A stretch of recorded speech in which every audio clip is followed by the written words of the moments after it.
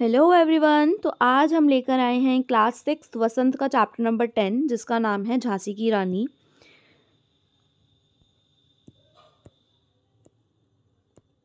तो शुरू करते हैं। सिंहासन हिल उठे राजवंशों के ने भ्रिकुटी तानी थी। बूढ़े भारत में भी आई फिर से नई जवानी थी। गुमी हुई आज़ादी की कीमत सबने पहचानी थी। दूर फिरंगी को करने की सबने मन में ठानी थी। ये हम उस समय की बात कर रहे हैं जब झांसी की रानी थी हमारे साथ, और सिंहासन सबके हिल उठे थे। मतलब कि क्योंकि अब क्या हुआ था ना, जो राजवंश थे हमारे वो सब तैयार हो गए थे फिरंगियों को भगाने के लिए, यानी जो अंग्रेज़ लोगों ने हमारे ऊपर कब्जा कर रखा था, हमें बहुत ज़्यादा मारपीट की जाती थी हमारे इंडियंस के साथ, उनके बारे में बात करी जा रही है। तो जब राजवंशों ने भ्रिकुटी तानी थी, भ्रिकुटी का मतलब होता है जब हम ऐसे करके अपने सर जो होता है ना, माथा जो होता है, उसको ऐसे करके हम उठा लेते हैं ना थोड़ा सा, तो एकदम मतलब कॉन्फिडेंस होता है जब हमें कि हाँ भाई अब हम करेंगे जो भी हमें करना है। तो उसके लिए बात करी जा रही है इसमें। जब राजवंशों को जब गुस्सा आया, भ्रिकुटी उनकी तनी, तो बूढ़े भारत में भी आई फिर से नई जवानी थी। जो हमारा बूढ़ा भारत एक टाइम पे हो गया था, कोई कुछ कर नहीं पा रहा था, उसमें भी नई जवानी आ गई थी। और गुमी हुई आज़ादी जो थी, कि जो हम आज़ादी से रहा करते थे, सब कुछ चीज़ें अपने दम पे किया करते थे, सब लोग खुद करा करते थे सब कुछ, अब हमारे डिसीजंस हुआ करते थे, वो हम किसी और के डिसीजंस पे पल पल रहे थे, पाले जा रहे थे। तो वो वाली जो आज़ादी थी, अब उसकी कीमत सबने पहचानी थी कि भाई जो हमारी आज़ादी गुम हो गई है, खो गई है, उसको वापस लेकर आना है। दूर फिरंगी को करने की सबने मन में ठानी थी, और जो वो अंग्रेज़ लोग हैं उनको हमसे दूर करना है, क्योंकि वो कहीं ना कहीं हमारी ज़िंदगी को बर्बाद करने पे लगे पड़े हैं। चमक उठी सन 57 में वह तलवार पुरानी थी। बुंदेले हर बोलो के मुंह हमने सुनी कहानी थी। खूब लड़ी मर्दानी वह तो झांसी वाली रानी थी। अब चमक उठी सन 57 की बात करी जा रही है, ठीक है। तलवार, जो पुरानी तलवार थी, अब वो भी चमक उठी थी, ठीक है। और ये सारी कहानी हमने बुंदेलों के मुंह से सुनी थी, लेकिन आज वो खूब लड़ी मर्दानी यानी मर्दानों की तरह लड़ने आ गई हैं। कौन? झांसी वाली रानी। झांसी में रहने वाली रानी जो है वो मर्दों की तरह बिल्कुल लड़ने आ गई हैं। खूब लड़ी मर्दानी वह तो झांसी वाली रानी थी। झांसी वाली रानी के बारे में आपको उसमें बताया जा रहा है इसमें। कानपुर के नाना की मुंह बोली बहन छबीली थी। लक्ष्मीबाई नाम, पिता की वह संतान अकेली थी। नाना के संग पढ़ती थी वह, नाना के संग खेली थी। बरछी ढाल कृपाल कटारी उसकी यही सहेली थी। लाइफ में उनके भी बहुत स्ट्रगल रहा है। झांसी की रानी की काफ़ी छोटी एज में उनकी शादी करवा दी गई थी, ठीक है। और काफ़ी चीज़ें उन्होंने सही। उसके बाद जिनसे उनकी शादी कराई गई थी, वो राजा भी जो थे वो काफ़ी जल्दी मर गए थे, और उसके बाद उनको अपनी लाइफ में बहुत स्ट्रगल करना पड़ा था। अंग्रेज़ों ने बहुत ज़्यादा नाक में दम कर रखा था, तो अब सिंहासन भी संभालना है, सब कुछ करना है। तब ये इन्होंने अपने आप को बूस्टअप किया था, और उसके बाद ये लड़ने के लिए आई थी। कानपुर के नाना जो थे उनकी मुँह बोली बहन थी, छबीली बोलते थे ये उनको। लक्ष्मीबाई नाम था इनका, ठीक है। और झांसी की रानी इसलिए बोला जाता है क्योंकि ये झांसी में रहती थी, ठीक है, इसलिए उनको झांसी की रानी बोला जाता है। पिता की वह एक अकेली संतान थी, और नाना के संग ही रहती थी, उन्हीं के साथ पढ़ी लिखी हैं, ये सब कुछ उन्हीं के साथ, खेलना वेलना सब कुछ उन्हीं के साथ किया है इन्होंने। बरछी ढाल कृपाल, क्योंकि इनको क्या इनको सीखना पसंद था और क्या इनको सिखाया गया था, इनको इनका इसमें इंटरेस्ट भी बहुत था। तलवार चलाना, लड़ाई, युद्ध वगैरह करना इनका इंटरेस्ट नहीं था, बट ये सब चीज़ों से खेलना, इन सब चीज़ों से चलाना, यही इनकी सहेली थी, क्योंकि दिन भर इन्हीं के साथ रहती थी और इनके साथ अपनी प्रैक्टिस करती थी। वीर शिवाजी की गाथाएं उसको याद जवानी थी। बुंदेले हर बोलो के मुंह हमने सुनी कहानी थी। खूब लड़ी मर्दानी वह तो झांसी वाली रानी थी। वीर शिवाजी, शिवाजी इनके साथ रहते थे, इनके गुरु थे वो, ठीक है। उनकी गाथाओं के बारे में भी बहुत ज़्यादा सुना था, और उनकी सबको उनकी मुँह जवानी याद थी, यानी स्टोरीज़ जो थी उनकी सबको मुँह जवानी याद रहती थी, क्योंकि उनकी जो स्टोरीज़ थी वो भूलने वाली नहीं थी ना, इसलिए सबको याद रहती है। जब बहुत अच्छी स्टोरी होती है तो हमें वो मन में बिल्कुल हमारे छप जाती है, ठीक है। बुंदेले हर बोलो के मुंह हमने सुनी कहानी थी। खूब लड़ी मर्दानी बोलो झांसी वाली रानी थी।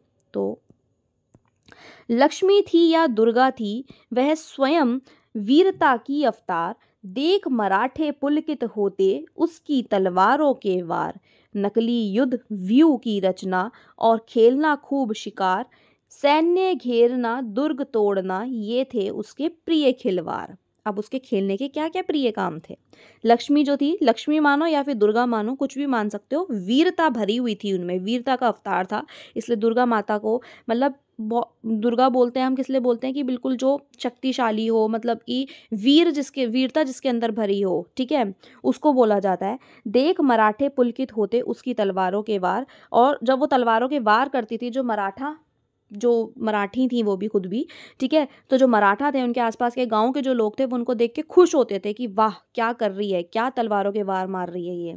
नकली युद्ध करती थी, सिर्फ प्रैक्टिस, जैसे बच्चे नकली नकली खेल खेलते हैं ना, स्कूटर चलाते हैं नकली नकली और किचन साइड से खेलते हैं, बट ये नहीं थे इनके शौक थे नकली युद्ध करती थी, खुद व्यू रचना वगैरह करना, खेल खूब शिकार करना, ये सब इनके खेल थे खेलने के।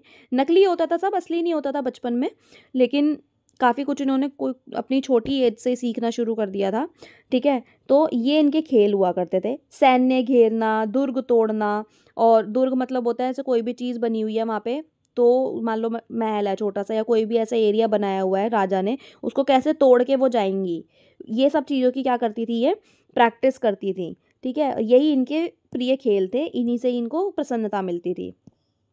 महाराष्ट्र कुल देवी उसकी भी आराधना भवानी थी, बुंदेले हर बोलो के मुंह हमने सुनी कहानी थी, खूब लड़ी मर्दानी वह तो झांसी वाली रानी थी।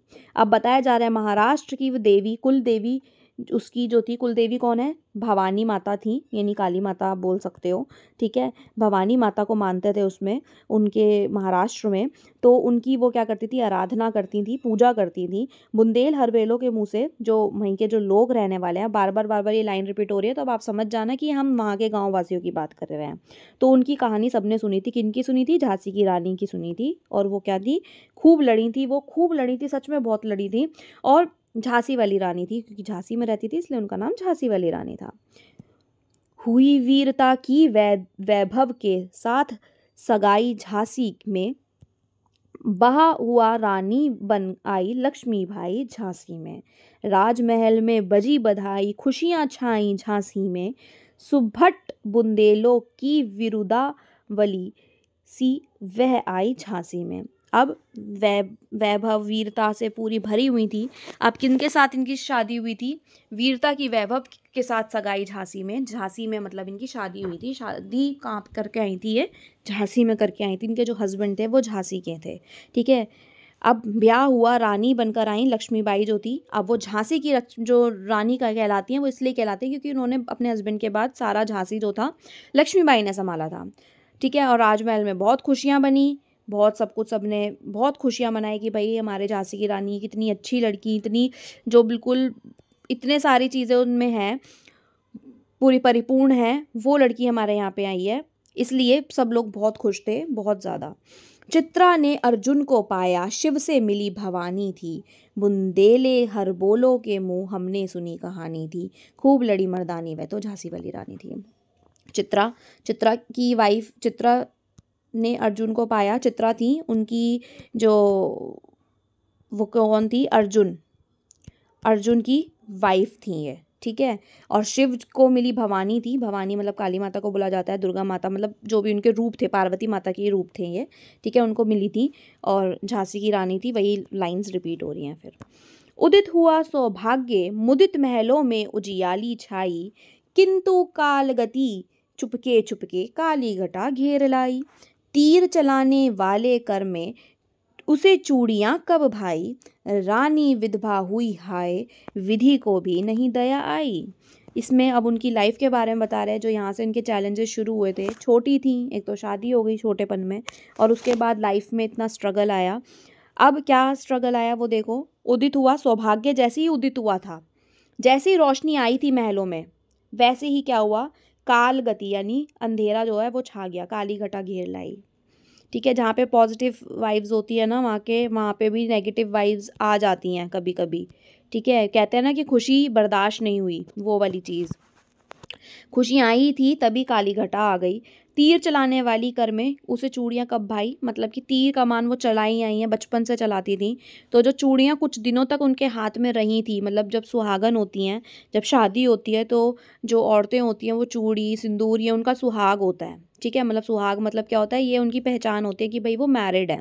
ठीक है, तो वो सब चीज़ें क्या है कि वो बोल रहे हैं, यहाँ पे बोलना चाह रहे हैं कि उनको भाई कहाँ वो चीज़, क्योंकि क्या हो गया था, रानी जो थी वो विधवा हो गई थी। शादी के कुछ ही दिनों में, कुछ ही टाइम में ही उनके हस्बैंड की डेथ हो गई थी। विधि को भी नहीं दया आई, मतलब विधि विधि विधान होता है ना कि भाई हमारी जो प्रकृति है, कहते हैं ना भगवान को भी दया नहीं आई, इतना बुरा कर दिया उनके साथ। इतनी अच्छी लड़की थी, सब कुछ था, इतना बुरा किया उनके साथ। निसंतान मरे राजा जी, रानी शोक समानी थी, बुंदेले हर बोलो के मुँह, हमने सुनी कहानी थी, खूब लड़ी मर्दानी, वह तो झांसी वाली रानी थी।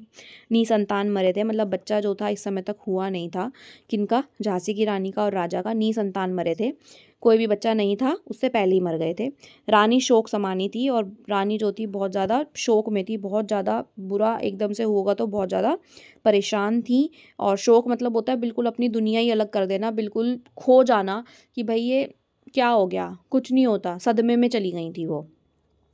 बुझा दीप झांसी का तब, डलहौजी ने मन में हर्षाया, राज्य हड़प करने का उसने यह अच्छा अवसर पाया। फौरन फौजें भेज दुर्ग पर अपना झंडा फहराया, लावारिस का वारिस बनकर ब्रिटिश राज्य झांसी आया। अब उन्हें पता था राजा मर गया है, आगे कोई है नहीं, संतान अभी हुई नहीं है, और हो भी जाएगी तो छोटी रहेगी, कौन सा पैदा होती राजा बन जाएगी, है ना। तो अब आगे कौन, डलहौजी कौन थे, ये अंग्रेज था एक। ठीक है, वो आया, मन में उसके आया कि भाई अब ये राज्य हमें हड़प लेना चाहिए, झांसी को हड़पेंगे। ठीक है, इस पे अपना कब्जा करेंगे, कब्जा करे। अब उसको ये अवसर मिल गया था, तभी की तभी वो आया और उनने झंडा फहरा दिया अपनी इस जगह पे कि भाई अब ये मेरा है, ये दुर्ग जो था झांसी ये अब मेरा हो गया, अब इस पे अब ये मैं अपने हिसाब से चलाऊंगा, ये चीज़ हो गई थी। ठीक है, ब्रिटिश जो थे झांसी आ गए थे, यहाँ पे बता दिया है। अश्रुपूर्ण रानी ने देखा झांसी हुई बिरानी थी, बुंदेले हर बोलो के मुंह, हमने सुनी कहानी थी, खूब लड़ी मर्दानी, वो तो झांसी वाली रानी थी। अश्रुपूर्ण हुई, अश्रुपूर्ण मतलब अश्रु का मतलब होता है आंसू, आंसू जो थे बिल्कुल बह रही थी और ये सब कुछ देख रही थी रानी की क्या चल रहा है। झांसी हुई बिरानी, झांसी बिल्कुल बिरान होने को तुल गई थी, इतना बुरा हाल कर रहे थे, सबको मारना पीटना, बुरी हालत कर रहे थे झांसी की। तो वो सब देख के अश्रुपूर्ण रोए जा रही हैं, रोए जा रही हैं। एक जगह उनको है अपने पति के मर जाने का दुख, दूसरी जगह है कि निसंतान चले गए वो, तीसरा दुख है भाई कि ये सब उनकी झांसी में चल रहा है। अनुनय विनय नहीं सुनता है, विकट फिरंगी की माया, व्यापारी बन दया चाहता था जब यह भारत आया। डलहौजी ने पैर पसारे, अब तो पलट गई काया, राजाओं नवाबों को भी उसने पैरों ठुकराया। अब उसने अपना रंग दिखाना शुरू कर दिया था, राजाओं को अपने कब्जे में ले लेना, पैर पसार लेना, मतलब पूरे उसमें फैल गए, कब्जा कर लिया, इसका मतलब होता है पैर पसार लेना। ठीक है, ये उनकी माया थी। रानी दासी बनी, बनी यह दासी, रानी दासी बनी, बनी यह दासी अब महारानी थी, बुंदेले हर बोलो के मुंह, हमने सुनी कहानी थी, खूब लड़ी मर्दानी, वो तो झांसी वाली रानी थी। रानी जो थी दासी बन गई थी। ठीक है, दासी अब महारानी थी, जो दासी थी वो महारानियां बन गई थी। ठीक है, और जो महारानियां थी उनको दासी में परिवर्तित कर दिया गया था। ठीक है, छीनी राजधानी दिल्ली की, लिया लखनऊ बातों बात, कैद पेशवा था बिठुर में, हुआ नागपुर का भी घात, उदयपुर तंजौर सतारा, कर्नाटक की कौन विरासत बिसात, जबकि सिंध पंजाब ब्रह्म पर अभी हुआ था वज्र निपात। मतलब कि लड़ाइयाँ वड़ाइयाँ हुई थी इन जगहों पे, सिंधु पंजाब वगैरह पे ऑलरेडी पहले से वज्रपात हो चुका था। वज्रपात मतलब होता है इंद्र का, इंद्र देव जो थे ना उनके हाथ में एक वज्र होता था, एक उनका हथियार होता था जिससे वो युद्ध करा करते थे। वज्रपात का मतलब ये नहीं है कि उन पे इंद्र वाला वज्र था, नहीं, बट मतलब जो उन्होंने युद्ध करे थे उसके ऊपर बात बोली जा रही है। वज्रपात हुआ मतलब युद्ध वगैरह लड़ाइयाँ वगैरह हुई। अब किसको कब्जे कर रहे थे, ये उदयपुर वगैरह ये सब चीज़ों पे काम कर रहे थे वो लोग, इसको अपने कब्जे में ले रहे थे। और बातों ही बातों में इन्होंने किसकी जो राजधानी थी वो लखनऊ को कर लिया था, झांसी की राजधानी को, लखनऊ को अपने उसमें कवर कर लिया था, मतलब कि कब्जे में ले लिया था। बंगाले मद्रास आदि की भी तो यही कहानी थी। बंगाल और मद्रास में भी उन्होंने यही काम करा था। सेम सब जगह पे कर रहे थे, पूरे भारत को अपने कब्जे में लेने का प्रयास था। ठीक है, जो भी जगह है किसी को भी नहीं छोड़ रहे थे। रानी रोई रनिवासों में बेगम गम से थी बेजार, उनके गहने कपड़े बिकते थे कलकत्ते के बाजार। सरेआम नीलाम छापते थे अंग्रेज़ों के अखबार, नागपुर के जेवर ले लो, लखनऊ के लो 9 लाख हार। मतलब रानियों के जितने भी जेवर होते थे, बेगम होती थी ना वहाँ पे उस समय अकबर वगैरह की जो साथ में रहती थी, उन लोगों की क्या होती थी, जो मुगल होते थे, मुगल लोग जो होते थे, उनके जो वाइफ होती हैं, मुगल साम्राज्य जो था, मतलब कि मुस्लिम्स इनको आप बोल सकते हो। ठीक है, इनका इनके अंदर इनकी जो वाइफ थी उनको बेगम कहा जाता था। ठीक है, वाइफ को ही बोला जाता है बेगम। तो रानी रोई रानीवासों में रो रही हैं वो, बेगम गम से थी बेजार, गम में थी, वो भी परेशान थी, दोनों ही तरीके के, हर इंसान परेशान था। उनके गहने कपड़े बिकते थे, और उनके गहने और कपड़े कहाँ बेचे जाते थे, कोलकाता में बेचे जाते थे, क्योंकि वहाँ पे भी अंग्रेज़ लोग आ गए थे। सरेआम नीलाम छापते थे, नीलामी कर देते थे, किसी भी चीज़ को बेच देते थे, यानी भाई इसको नीलामी लगा दी, इसकी बोली लगा दी, पैसे लगा दिए इस पर कि भाई आज हम ये इतने पैसे में बिकेगा, उसको नीलामी कहते हैं। ठीक है, और अखबारों में भी छाप देते थे, नागपुर के जेवर ले लो, लखनऊ के लो नागपुर के जेवर ले लो, और लखनऊ के जो भी झांसी यानी इसके 9 लाख हार जो थे, बड़े बड़े जो हार होते हैं वो ले लो, इनकी वो बना देते थे कि भाई ये ले लो, बेचने को तैयार हो गए थे वो। यों पर्दे की इज्जत पर देशी के हाथ बिकानी थी बुंदेल हरबेलों के मुंह। अब ये इज्जत जो थी एक तरीके से बिक गई है, कुछ नहीं बचा। बचा ही क्या है, कुछ नहीं बचा। रानियों पे जेवर नहीं बचा, उनका जो चीज़ें होती हैं कुछ नहीं बची। ठीक है, हर जगह पे कब्जा किसका है, सिर्फ और सिर्फ अंग्रेज़ों का कब्जा है, डलहौजी का। कुटियों में थी विषम वेदना, महलों में आहत अपमान, वीर सैनिकों के मन में था अपने पुरखों का अभिमान। नाना धुंधुपंत पेशवा जुटा रहा था सब सामान, बहिन छबीली ने रणचंडी का कर दिया प्रकट आह्वान। अब भाई जब हुई बहुत परेशान हो गई वो, तो अब वेदना हो रही थी बहुत ज़्यादा। ठीक है, और महलों में क्या हो रहा था, अपमान किया जा रहा था रानियों का अपमान किया जा रहा था। और जो वीर सैनिक थे उनके मन में भी अब क्या आ रहा था, पुरखों का अभिमान आ रहा था, जो उनका पुराना समय था उसके बारे में क्या आ रहा था, उनको जो प्राउड होता है ना, वो अब उनका सामने आ रहा था। ठीक है, और नाना धुंधुपंत पेशवा जुटा रहा था सब सामान की तैयारी कर रहे थे। अब भाई किससे कैसे लड़ना है, कैसे नहीं लड़ना, इस तरीके की तैयारी करी जा रही थी। और इनकी जो बहन थी छबीली, यानी हमारी महारानी जो थी, झांसी की रानी जो थी, अब उन्होंने चंडी अवतार ले लिया था, यानी चंडी कहा जाता है, काली माँ को भी कहा जाता है, चंडी अवतार ले लिया था, और इनका आह्वान कर दिया था कि भाई बस अब तो मैं लड़ूंगी, अब मैं मारूंगी सबको और भगाऊंगी इनको।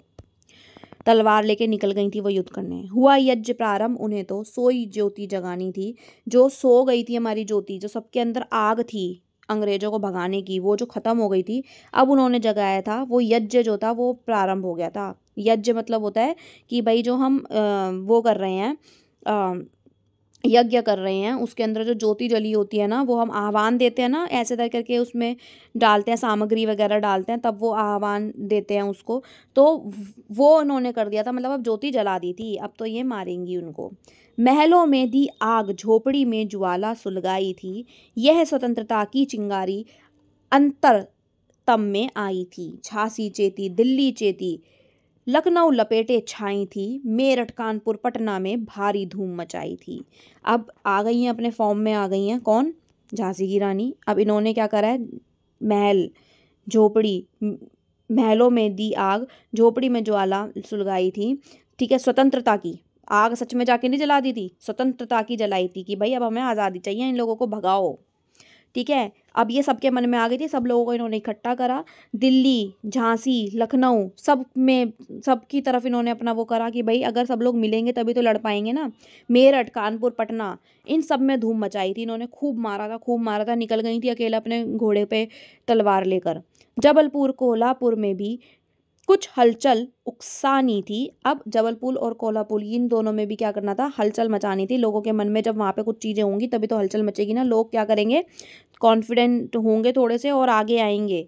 ठीक है, और फिर लड़ेंगे।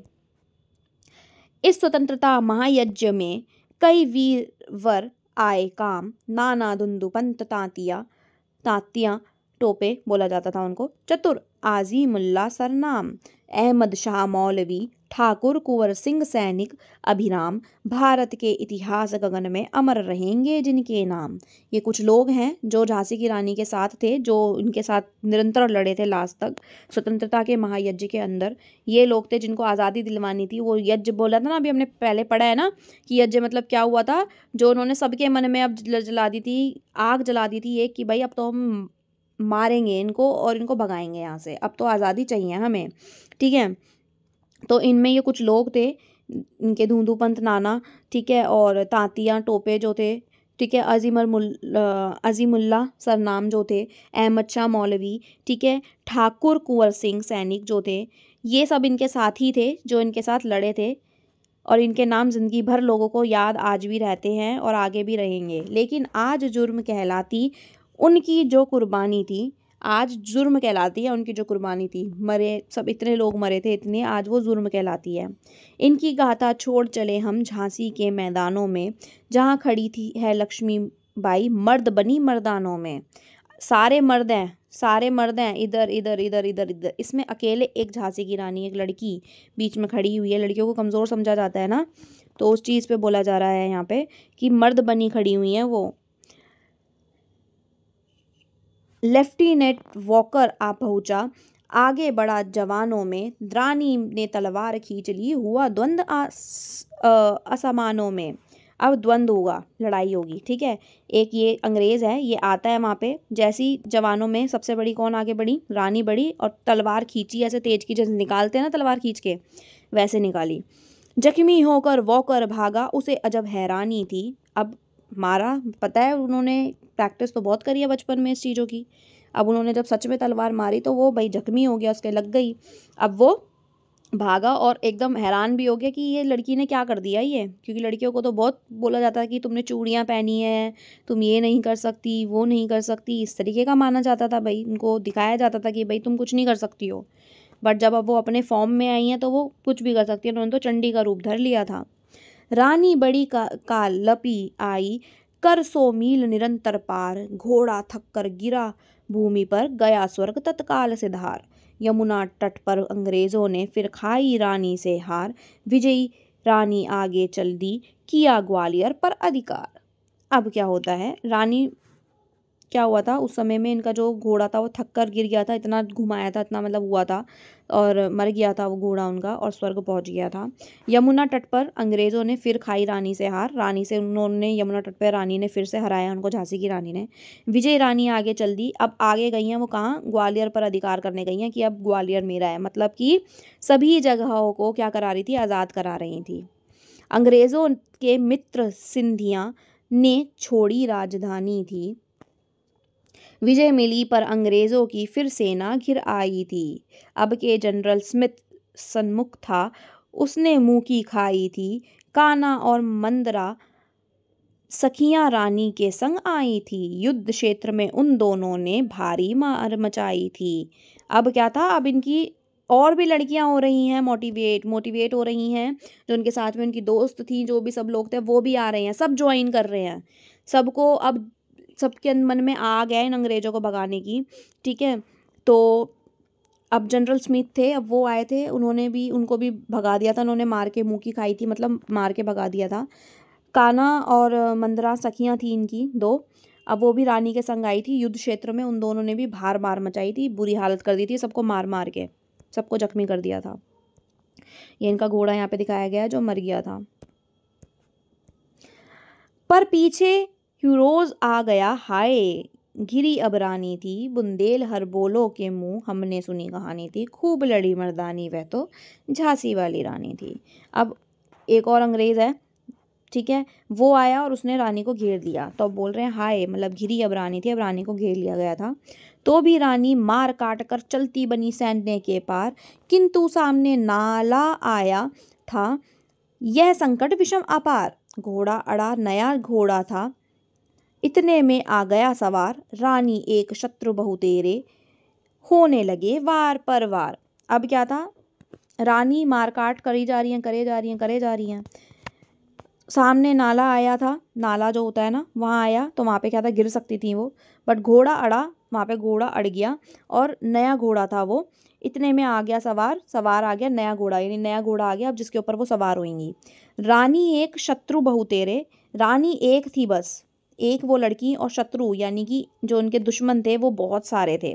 ठीक है, अब वार पे वार हो रहे हैं, वार पे वार हो रहे हैं। घायल होकर गिरी सिंहनी, उसे वीर गति पानी थी।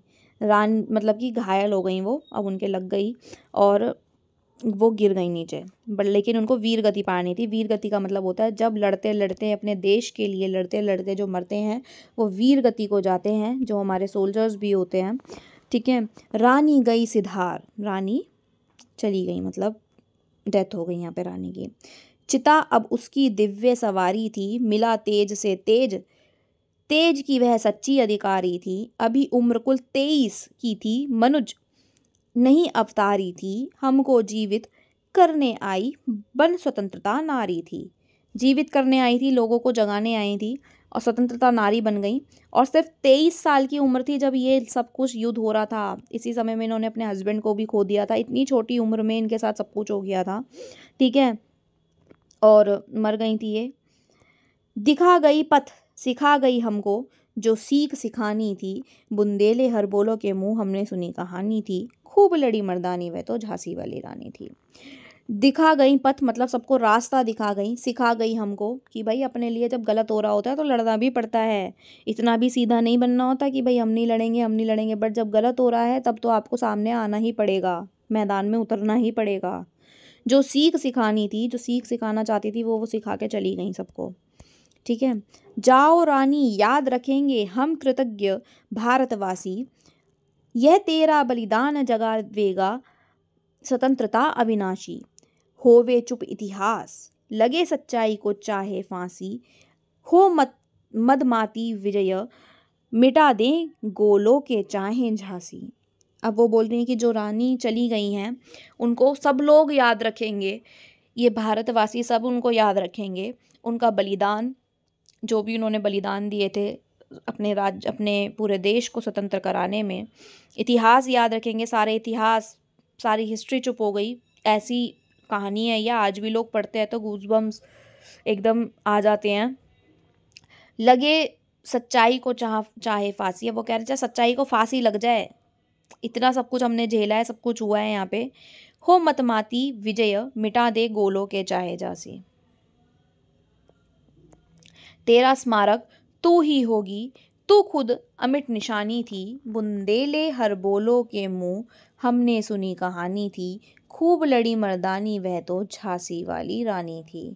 तेरा स्मारक मतलब जो तेरा चिन्ह है, जो जिससे मतलब तू जिस चीज़ से तू फेमस हुई है, फेमस तो मतलब क्या ही हुई है यार वो, मतलब उनका नाम जो था वो हर जगह फैल गया था उस समय, इतने उसमें थी, आज भी हैं, आज भी लोग पढ़ते हैं ना तो आज भी लोगों के मन आंखों में आंसू आ जाते हैं उनकी स्टोरी को सुन के, उनकी सब चीज़ों को देखते हुए। तू ही होगी, तू खुद अमिट निशानी थी, तू खुद ही एक निशानी है, इतने बड़ा जो तूने कदम उठाया था। ये स्टोरी लिखी हैं जिन्होंने बहुत ही सुंदर शब्दों में इन्होंने अपने थॉट्स को प्रकट किया है, अपने मन की बातों को झांसी की रानी के लिए इन्होंने प्रकट किया है, जिनका नाम है सुभद्रा कुमारी चौहान। ठीक है, और काफ़ी प्यारी स्टोरी, काफ़ी प्यारी कविता है, वैसे ये स्टोरी नहीं है, ये कविता है। ठीक है, जो इन्होंने अपने प्यारे प्यारे शब्दों में प्रस्तुत करी है वसंत के अंदर। तो अब मिलते हैं अपनी नेक्स्ट वीडियो के साथ और इसके अभ्यास के साथ। Thank you so much for watching.